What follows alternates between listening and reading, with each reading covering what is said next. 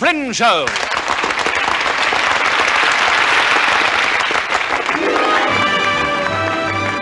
Hi, you kids. How do you do, ladies and gentlemen? This is Maurice Callard greeting you once again on behalf of William Flynn and the orchestra, Max Blake, Dorothy Cayford, and Horrie Dargie and his Esquires.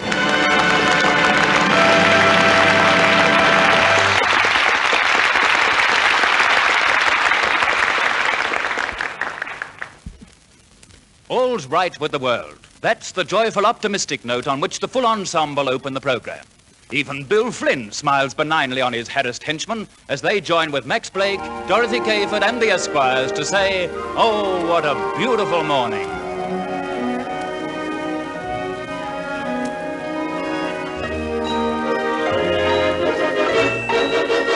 There's a bright golden haze on the meadow.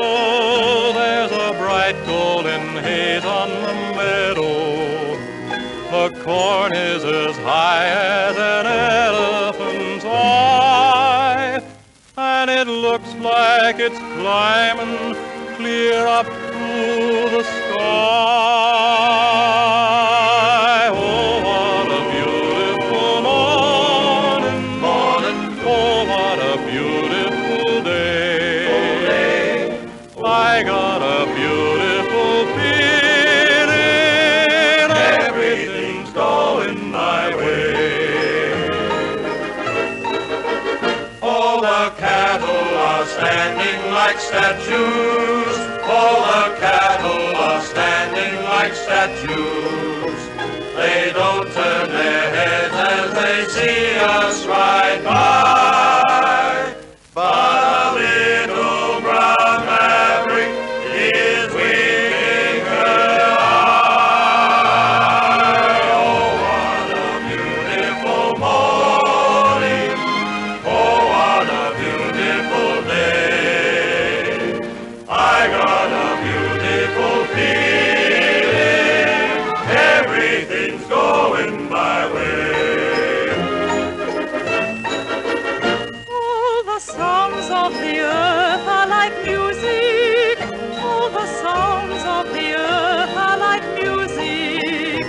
The breeze is so busy, it don't miss a tree. And an old weeping willow is laughing at me. Oh, what a beautiful morning. Oh, what a beautiful day. I got a beautiful feeling. Everything's going my way. Oh, what a beautiful day.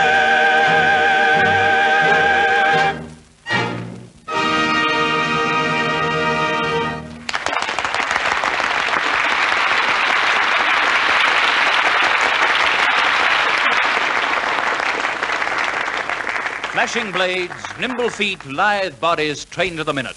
The picture is captured in that scintillating piece of orchestral dexterity, the saber dance.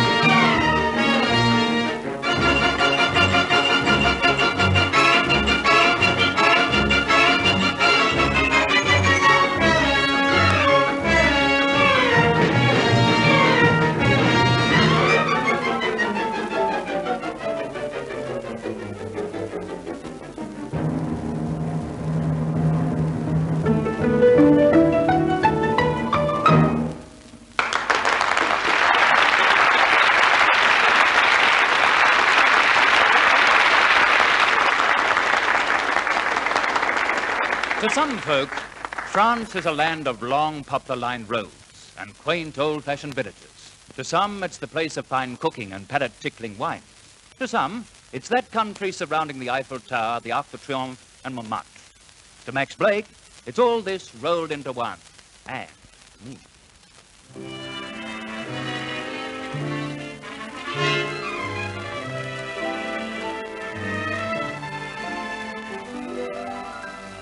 Sitting at a table on the corner, the lights of Paris bright all around.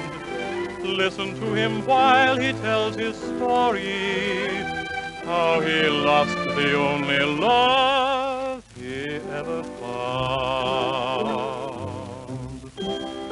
On the Rue de la Paix there was once a cabaret, and Mimi, as the night went along, there was suddenly a song, and Mimi, all the world seemed to say that they loved that cabaret and Mimi. But I knew that when she'd see me, Mimi sang for me alone. Fame and a with a passion for dancing with the one that I adore. Taught her to dance in his fashion, and for me she's singing no more. On the Rue de la Paix there was once a cabaret and Mimi. Now I'm sitting sad and dreamy, just for Mimi and her song. Fame and a with a passion for dancing with the one that I adore. Taught her to dance in his fashion, and for me she's singing no more. On the Rue de la Paix there was once a cabaret and Mimi. Now I'm sitting sad and dreamy, just for Mimi and her song.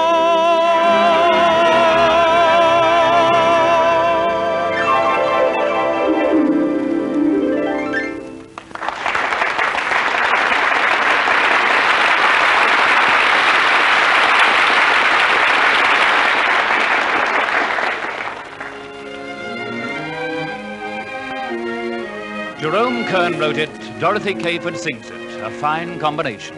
The number is, Can I Forget You?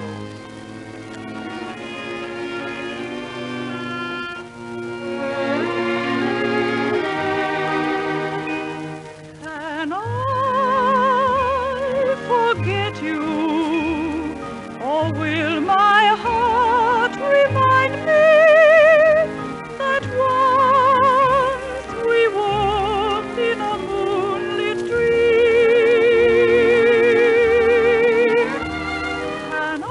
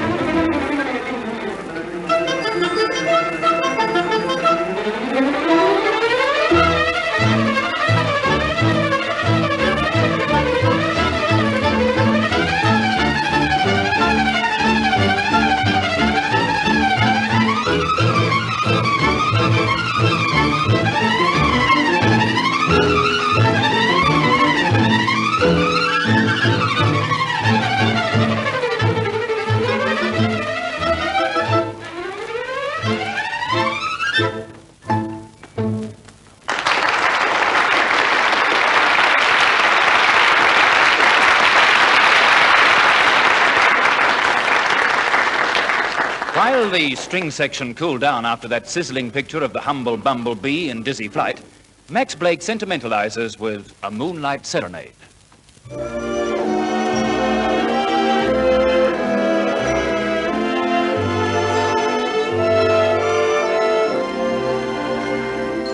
I stand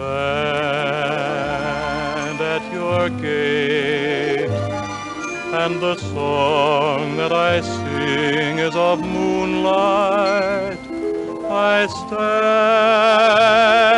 and I wait for the touch of your hand in the June night.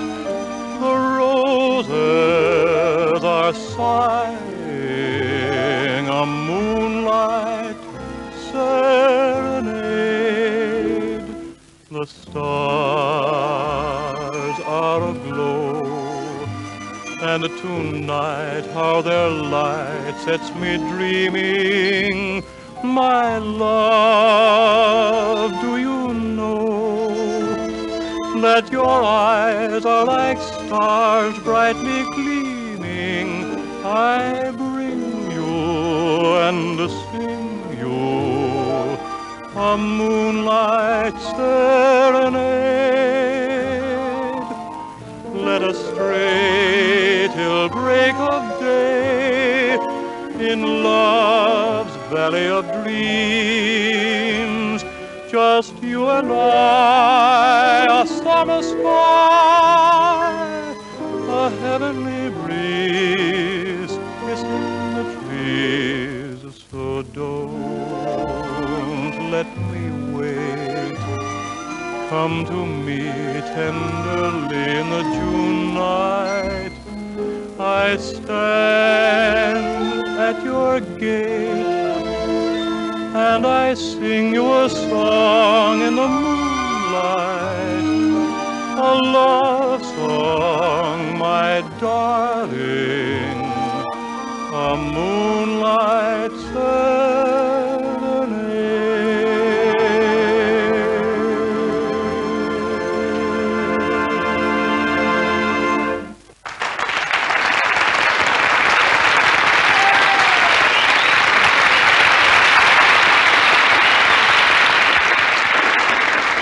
Remember that somber film, Sorry, Wrong Number? Pretty gruesome, wasn't it? Well, there's another telephone tragedy in store for you. A nerve-wracking, soul-searing affair called Busy Line. There are 4 villains in the cast, and here they are. Horrie Dargie and his Esquires. I'll tell you the story in heated will of Alexander Graham Bell. To criticize this fellow, I'm not prone. But late in 1876, this illustrious gent got up to his tricks and made a gadget called a telephone. It may have seemed a good idea, perhaps there wasn't a thing to fear. It might have seemed the way to a happier life. There are 2 sides to everything, and who'd have thought that a telephone ring could cause me so much misery and strife? Hey, you, didn't you say you had to phone your girl at 6:30? 6:30? Yeah, that's right, yeah. Hey, what's the time now? The time? It's 10:30. 10:30? Hey, who does she think she is keeping me waiting all this time? Where's the telephone? There's a telephone box right here. Someone's using it. It's a lady. I'll talk to her. Yeah, you talk to her. Okay. Pardon me, madam, but my friend wants to use the telephone very urgently. How long do you think you'll be? Okay, lady, I was only asking. What does she say? She says she'll stay there just as long as she likes. Ah, is that so? Well, let me talk to her. Hey, you!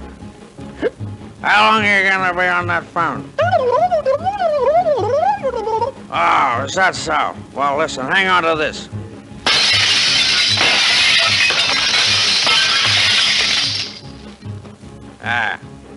Let me see. What was that number?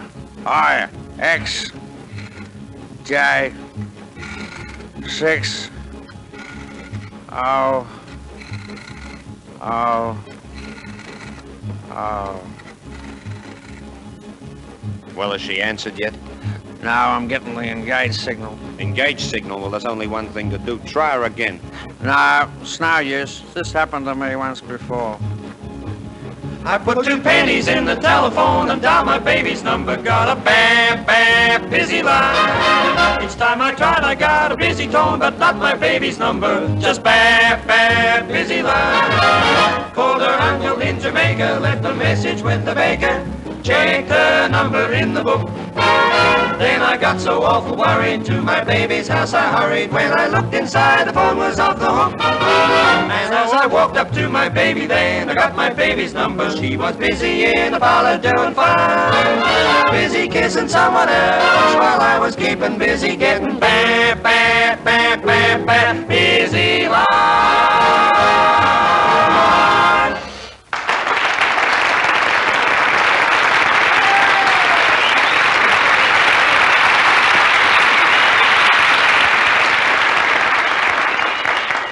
We'll try that number again sometime. Right now, I want you to hear William Flynn of the orchestra in that most intriguing of Hoagie Carmichael's melodies, Stardust.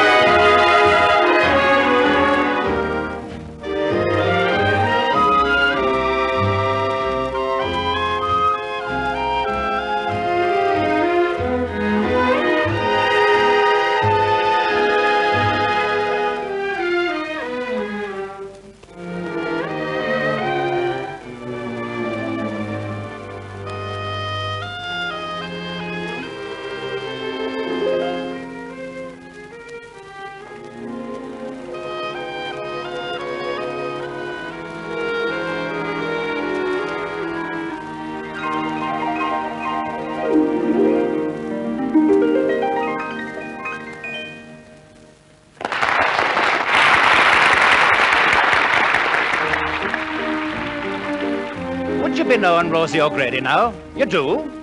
Then would you be after knowing her daughter? You don't? Then just you be listening to that Max Blake fella, and that sweet creature Dorothy Cayford, and them 4 young devils, the Esquires, and Bill Flynn and his fiddlers and such. Yes, and they'll be telling you about her. She's the daughter of Rosie O'Grady, a regular old-fashioned girl. She isn't crazy for diamond rings, silkens and satins and fancy things. She's just a sweet little lady, and when you meet her you'll see why I'm glad I caught her the daughter of Rosie O'Grady. She's the daughter of Rosie O'Grady, a regular old-fashioned girl. She isn't crazy for diamond rings, silkens and satins and fancy things. She's just a sweet little lady, and when you meet her, you'll see Why, I'm glad I caught her, the daughter of Rosie O'Grady.